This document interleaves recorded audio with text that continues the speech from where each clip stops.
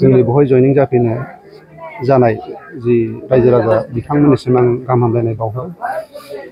दा जोङो जुदि मोजाङै नायोबा आरोखि हाग्रामानि 17 बोसोर आरो नैबे जोंनि 5 बोसोरिया सासन प्रमद बर' सार दैदेननाय इउपिपिएल दोलोनि जि सरकार, बे सरकार आरो दलनि नीति आदर्श बेफोरखौ माने जि सरकार, बे सरकारनि जि डेभेलपमेन्टफोरखौ नुनानै आरो जोंनि जि नीति आदर्श इउपिपिएल दोलोनि नीति आदर्शखौ मोजां मोननानै दिनै बे 40टा समष्टि माने नैबे जोंनि क'क्राझार जिल्लानिल' 6टा समष्टि नङा, गासै बिटिआर ओनसोलाव 40टा समष्टिनिफ्राय गुबुन गुबुन बिबाननिफ्राय गुबुन गुबुन दोलोनिफ्राय आरो गुबुन गुबुन संगठननिफ्राय बिदिनो जोंनि दलनि जि नीति आदर्श, जोंनि प्रमद बर' दैदेननाय सार सरकारनि जि उन्नयन डेभेलपमेन्ट बेफोरखौ नुनानै जइन जाबोदों। दिनै नोङो नुनो मोनगोन जे बिपिएफ दोलोनिफ्राय बे 17 बोसोर सासनाव जायफोर माने गिदिर गिदिर बिबान लानानै मुस्टि एमएलए नेताफोर दंमोन, जेनेबा नोङो सासे केबिनेट मिनिस्टार दंमोन आसाम गभर्नमेन्टआव, ओमफ्राय बिटिसिनि डिपुटि चिफ सार बिथांमोना दिनै जेनेबा खाम्फा सारमोन, ओमफ्राय चन्दन सारमोन, बिथांमोना जोंनि दलनि जि नीति आदर्श ओमफ्राय प्रमद बर' सार दैदेननायनि जि उन्नयन आरो डेभेलपमेन्टखौ नुनानै दिनै जइन जाफैदों बिसोर। आरो नैबे समाव नैबे जोंनि सालाकाथि समष्टिनिफ्रायबो अनेक जइन जाबोगासिनो दं। बेल' नङा, आवगायावबो जानानै थांबाय।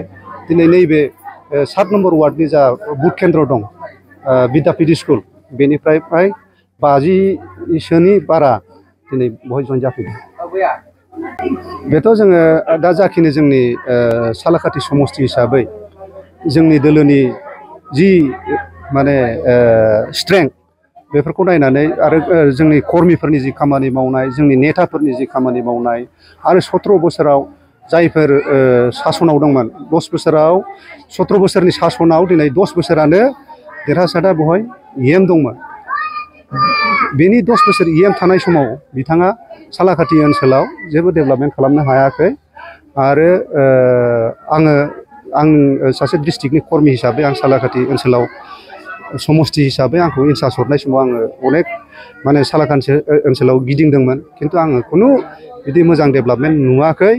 आरो बिथांनि जि दोलोनि जि कर्मिफोर ओमफ्राय जायफोर बिथांजों थाफाग्रा नेताफोर दंमोन, खिन्थु बिथाङा रावखौबो नायबोनो हायाखै। आरो बेनि थाखायनो दिनै बेनिफ्राय लासै लासै गुगाबोगासिनो दं। बिथाङा हारसिं जानो थांगासिनो दं।